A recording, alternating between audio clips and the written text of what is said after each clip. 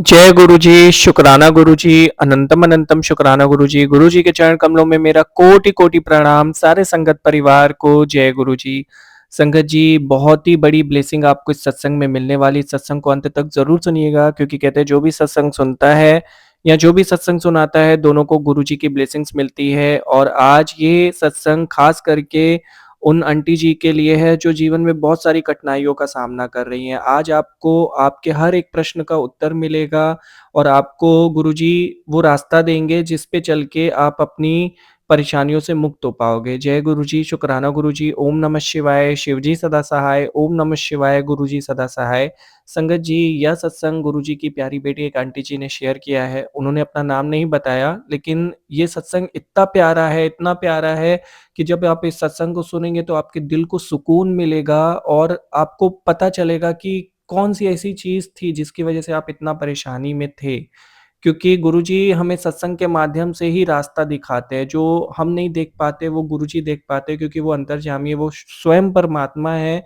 और आज हमें गुरुजी का दिव्य आशीर्वाद इस सत्संग के माध्यम से प्राप्त होने वाला है। आंटी जी कहती हैं, जय गुरुजी, शुक्राना गुरुजी, अनंतम अनंतम शुक्राना गुरुजी। संगत जी, सत्संग में कोई गलती कर दूँ तो उसे माफ़ कर दीजिएगा। मैं गुरुजी के मंत्र जाप से शुक्राना सत्संग शुरू करती हूँ। ओम नमः शिवाय, शिवजी सदा सहाय।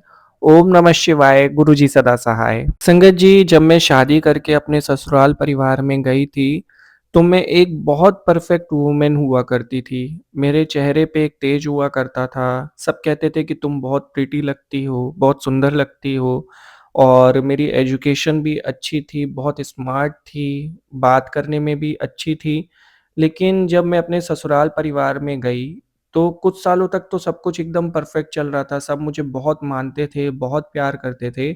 फिर अचानक से पता नहीं क्या हुआ, सबने मुझसे मतलब रखना कम कर दिया। ऐसा लगता था कि जैसे कोई नहीं चाहता है कि मैं उनसे बात करूँ और उनके कॉन्टैक्ट में रहूँ ज़्यादा।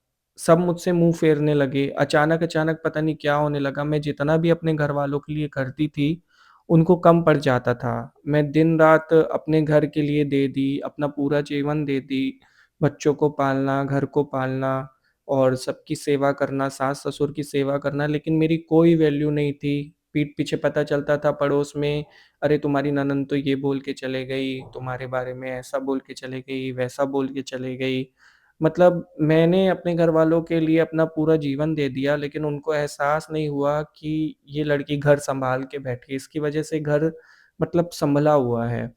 तो मन ही मन बहुत दुःख होता था कि मैं इतना करती हूँ, लेकिन मेरी कोई वैल्यू नहीं है और ये सब कुछ अचानक से होने लगा। तो मैं भी खुद भी नहीं समझ पा रही थी कि जो लोग मुझसे इतना प्यार करते थे, जो मुझे इतना मानते थे, मान-सम्मान देते थे, अचानक से ऐसा क्या हो गया कि एकदम से उनका बिहेवियर मेरे लिए चेंज हो गया। मैं भी मन ही मन बहुत उदास रहने लगी थी, बहुत परेशान-परेशान सी रहती थी, सोचती रहती थी और अपने हस्बैंड से कहती थी तो वो कहते थे मुझे इन सब बातों में बीच में मत लाओ और मेरा ध्यान बिज़नेस में रहता है और मैं घर की औरतों के चक्करों में क्या पड़ूँ, मैं क्या बोलूँ, तुम ही देखो, तुम ही सँभालो।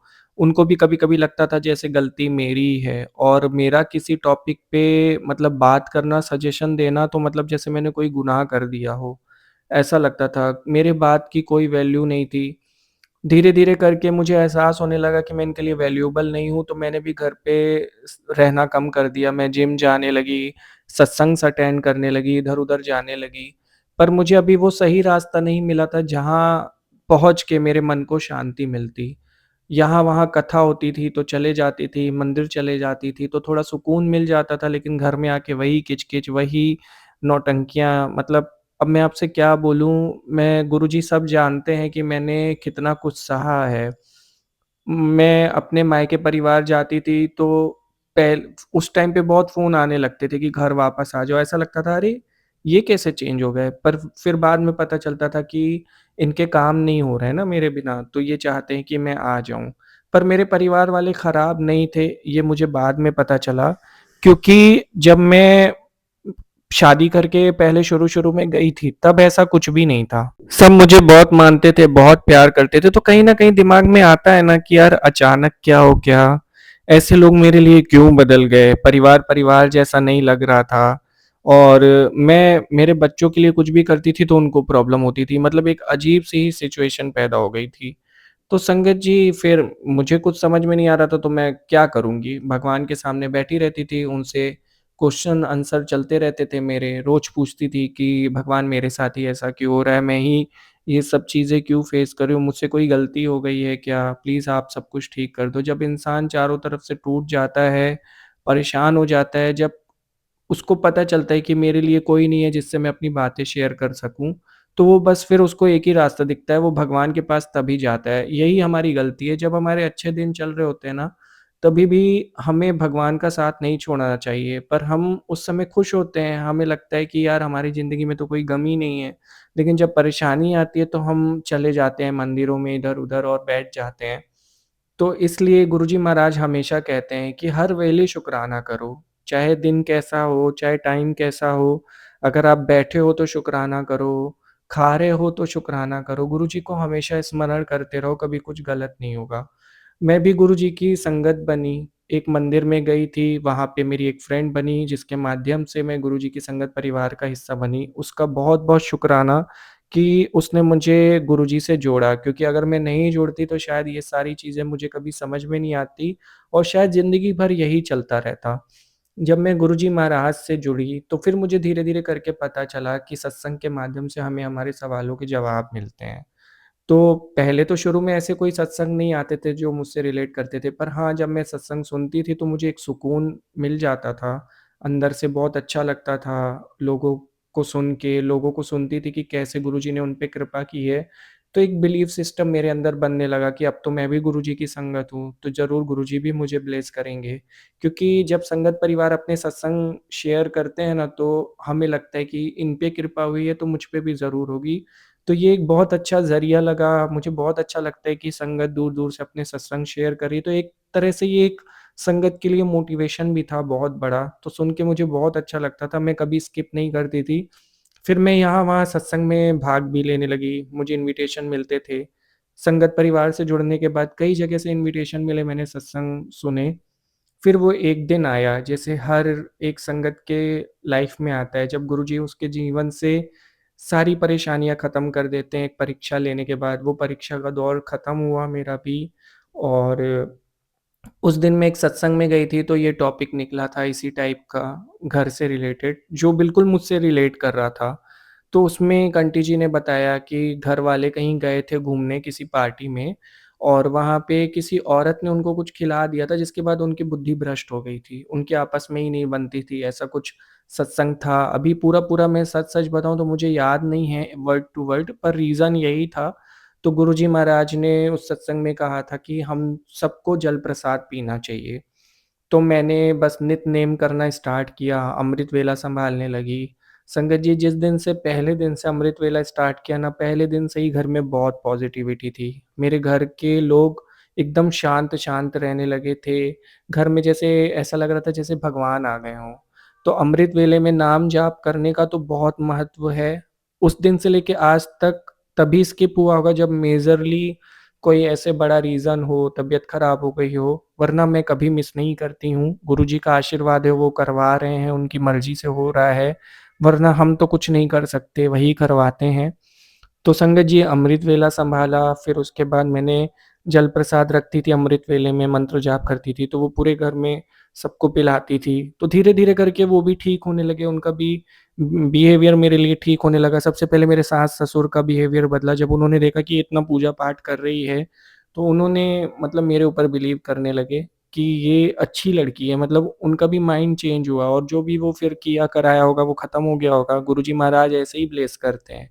आप रोज़ सत्संग सुनते रहते हो, डेली गुरुजी से प्रार्थना करते रहते हो, फिर जब वो बुरे कर्म कटते हैं हमारे या जो भी होती है हमारी लाइफ में प्रॉब्लम, वो जब धीरे-धीरे गुरुजी काट देते हैं, तो फिर वो हमें सत्संग ब्लेस करते हैं, फिर वो सत्संग हमारे पास आता है, जिसको सुनने के बाद हमारे कष्ट कट जाते हैं।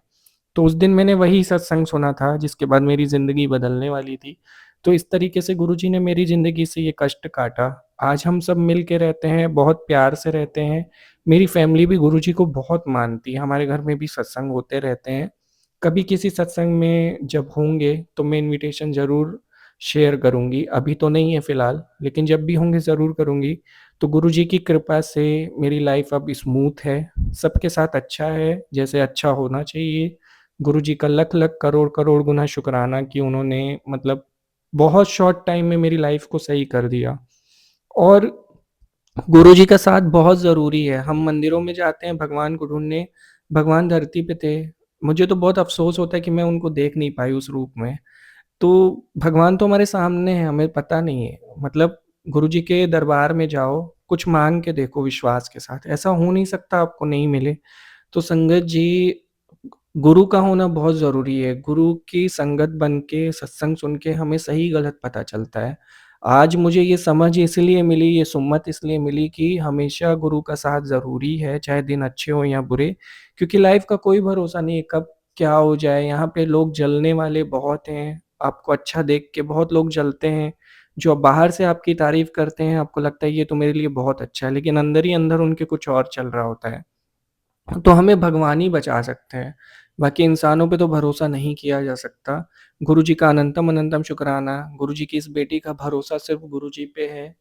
मेरी दुनिया गुरुजी हैं, मेरी लाइफ़ गुरुजी से स्टार्ट होती है, गुरुजी पे ख़त्म होती है। मेरी लाइफ़ के हर डिसीज़न में मैं गुरुजी को ही सोचती हूँ, फिर ही कोई डिसीज़न मैं लेती हूँ और उनकी कृपा से जब से मैं उनकी संगत बनी हूँ, तो मेरी लाइफ़ में ब्लेसिंग ही ब्लेसिंग है। कभी तितली रूप में गुरुजी ने दर्शन दिए, कभी-कभी रोटी में ओम दिख जाता था। ऐसे परमात्मा का अनंतम अनंतम शुकराना जो मतलब हमें एहसास दिला रहे हर वक़्त कि बेटा तू आगे बढ़, मैं तेरे साथ हूँ, तुझे कुछ नहीं हो सकता। ऐसा कॉन्फिडेंस जैसे एक पिता अपनी बेटी की रक्षा करते हैं, वैसे गुरुजी हमारी रक्षा करते हैं। उनको कोटि-कोटि नमन, बहुत-बहुत लख-लख, करोड़-करोड़ गुना शुकराना। संगत जी, अब मैं अगला सत्संग जल्दी शेयर करूँगी। इस बीच में इस सत्संग में कोई भी प्रकार की गलती हो गई हो तो उसे क्षमा कर दीजिएगा। ओम नमः शिवाय, शिव जी सदा सहाय, ओम नमः शिवाय, गुरु जी सदा सहाय। जय गुरु जी, संगत जी। आंटी जी, बहुत ही प्यारा सत्संग था। सच बताऊँ तो आपका सत्संग सुन के ना मुझे आज एक बहुत बड़ी सीख मिली है कि भरोसा अगर करना है तो अपने गुरुजी महाराज पे करो, इंसानों पे ना करो। वैसे भी मैं करता हूँ, लेकिन आज का आपका जो ये सत्संग मैंने सुना है ना, इससे मुझे बहुत बड़ा मोटिवेशन मिला है। आपका बहुत-बहुत शुकराना सत्संग शेयर करने के लिए। मुझसे कोई गलती हो गई हो सत्संग सुनाने में, तो प्लीज़ उसे माफ़ कर दीजिएगा और जल्दी मुझे इंतज़ार रहेगा कि कब आप अगला सत्संग शेयर करो। गुरुजी आप पर और आपके पूरे परिवार पर अपनी कृपा बनाए रखें। हमेशा ऐसे ही आपको मतलब ब्लेस करते रहें, आशीर्वाद देते रहें और हमेशा आपको अपने चरणों से जोड़ के रखें। जय गुरुजी, शुकराना गुरुजी। संगत जी, जब हमारे पास ऐसे सत्संग आते हैं ना, तो सत्संग कभी-कभी हमसे रिलेट नहीं करते, लेकिन हमें एक ऐसी सीख दे जाते हैं, जो हमारे जीवन में बहुत बड़े बदलाव करती है। आज देखिए, आज हमें पता चला कि दिन अच्छे हों या बुरे हों, लेकिन हमें कभी भी भगवान का साथ नहीं छोड़ना चाहिए। वो ईश्वर हमें दे रहा है तो भी शुकराना करो, नहीं दे रहा है तो भी शुकराना करो। क्योंकि जो दे रहा है उसमें भी भला है और जो नहीं दे रहा है उसमें ज़्यादा बड़ा भला है। क्योंकि वो चीज़ हमें डिस्ट्रॉय कर सकती है अंदर से। तो संगत जी, ये आज बहुत ही बड़ा मैसेज है और मैं ये चाहता हूँ कि ये ब्लेसिंग आप अपने तक ना रखें। ज़्यादा से ज़्यादा संगत परिवार के साथ ये ज़रूर शेयर करें, क्योंकि ब्लेसिंग शेयर करने से डबल ब्लेसिंग्स मिलती है। आप भी एक सेवा करते हो, जब किसी के पास सत्संग जाता है, उसकी लाइफ से कुछ कष्ट कट जाते हैं, गुरुजी काट देते हैं सत्संग के माध्यम से। सोचिए आप शेयर करते हो तो उनके कष्ट कटते हैं, तो ये भी एक सेवा है ना। आप अपना सत्संग नहीं शेयर कर सकते तो लिंक शेयर कर दीजिए और अगर कर सकते हैं तो बहुत ही अच्छी बात है, अपने अनुभव को ज़रूर शेयर करें। जैसा कि आपने सत्संग में सुना कि सत्संग शेयर करने से जो संगत है उनको बहुत मोटिवेशन मिलता है। उनको उनका विश्वास पक्का होता है और उसमें हमारा भी योगदान होता है। तो ज़रूर अपना अनुभव शेयर करें। सत्संग शेयर करने के लिए डिस्क्रिप्शन में मेल आईडी है, वहाँ पर आप सिंपली लिख के भेज दीजिए, मैं उसे गुरुजी के चैनल पे शेयर कर दूँगा। और ऐसे ही गुरुजी के प्यारे-प्यारे ब्लेसफुल सत्संग सुनने के लिए गुरुजी के चैनल को सब्सक्राइब करके बेल आइकन नोटिफ़िकेशन को ऑन कर दीजिए, ताकि सत्संग के अपडेट्स आपको मिलते रहें। संगत जी, अगर मुझसे सत्संग सुनाने में कोई भी गलती हो गई हो तो हाथ जोड़ के आपसे माफ़ी माँगता हूँ। ये दास हमेशा कोशिश करेगा कि आपको बहुत अच्छे से सत्संग सुनाए। गुरुजी की कृपा है, मैं आपके सामने बैठ के सत्संग सुना पा रहा हूँ और आप सुन रहे हैं। उनके आशीर्वाद से सब हो रहा है, सब पर मेहर बनी रहे। जय गुरुजी, शुकराना गुरुजी।